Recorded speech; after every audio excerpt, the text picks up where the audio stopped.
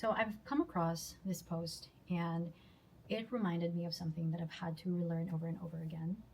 And that is the fact that doing and wanting are not the same thing. And I know that's very, very obvious, but I've struggled with this my entire life and I still struggle with it in like some areas of my life. Fortunately, I have reconciled with, some issues have been resolved.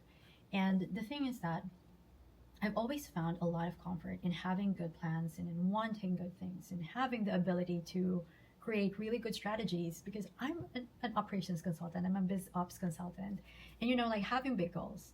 But life has a funny way of reminding you that intentions don't create outcomes on their own.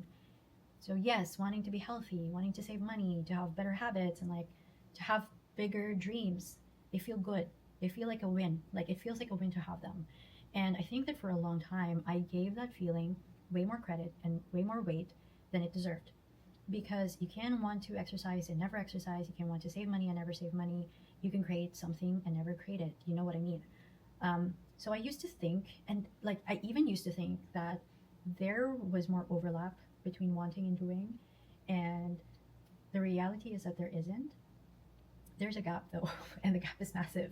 And what makes it tricky is that everything around action or everything around doing feels like doing. Like planning feels productive, and talking about your goals feels really good.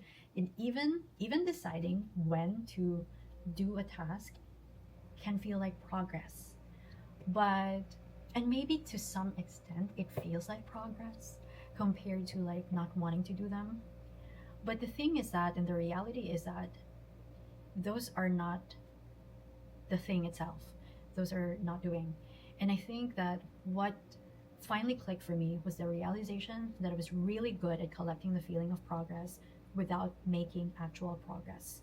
And the fact that reality doesn't respond to what I want, it responds to what I do.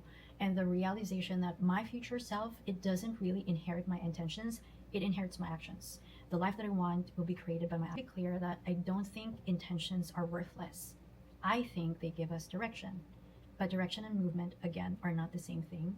You can stand at the starting line with the best intentions, the best plans, the most beautiful dreams, and the clearest view of the finish line. But if you don't move, you're still standing at the starting line.